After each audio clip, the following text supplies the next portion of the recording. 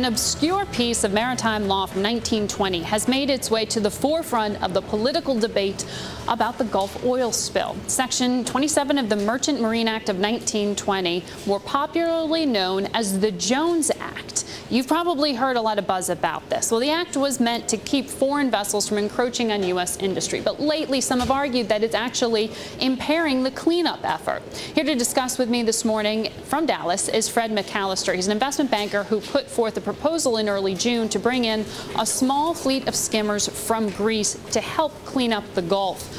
Fred, have you heard anything back yet from BP, from the Coast Guard, about your proposal? In terms of our Jones Act waiver request, we've not heard anything back from the Coast Guard or the Unified Command Office. In terms of BP, I did get a call last Tuesday that their experts had an opinion that our skimmers would not handle the density of crude that they're dealing with in the Gulf, but these particular skimmers are designed specifically for that type of crude.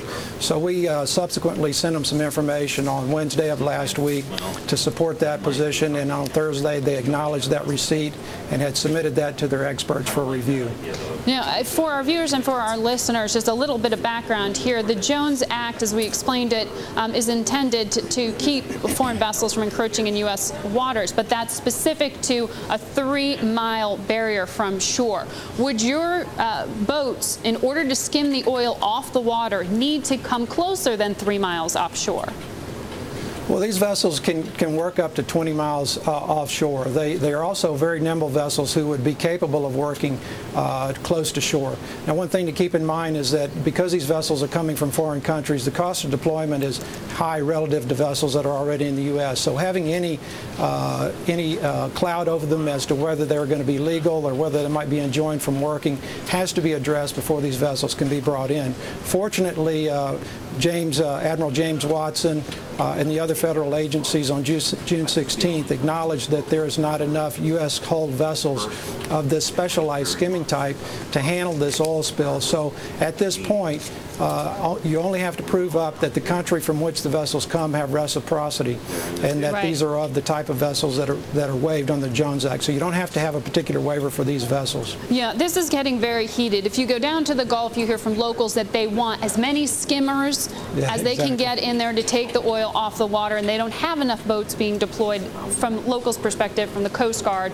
The Coast Guard itself, Thad Allen, says that these skimmers, these extra skimmers, aren't needed from foreign countries. The State Department says there are already 24 foreign vessels working in the Gulf. They say the Jones Act is not inhibiting the cleanup effort. Where are you seeing demand for your skimmers? Because it sounds like what you are seeing in terms of demand is contradicting what we are hearing from the Coast Guard. Well, it is terribly confusing, and based on what we're hearing from the states, the parishes, the counties that surround the Gulf, there is a need and demand for these skimmers. I think the question is why BP has not demanded more skimmers to date.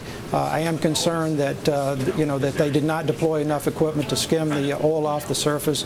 Of course, using dispersants and keeping the oil submerged would cause you not to need as many skimmers in this type of project. Now, this has also gotten extremely politically heated. In the wake of Hurricane Katrina, President Bush did lift the Jones Act to allow foreign vessels to come in, specific to those carrying crude oil. President Obama has been criticized for not lifting this. Would you want the Jones Act lifted, and would your clients want it lifted were it not for this Gulf oil spill? Bottom line, is that you are seeing opportunity here for foreign vessels to work in U.S. waters? Is that the business you want to see expand?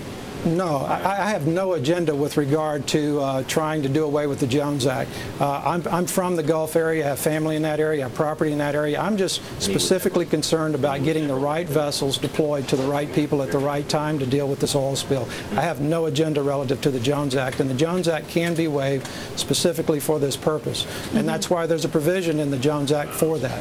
Right. No, thank you for joining us. It's an important point to ask because, as you know, the Jones Act, many unions have said the lifting of it would take away U.S. jobs. So it's very heated.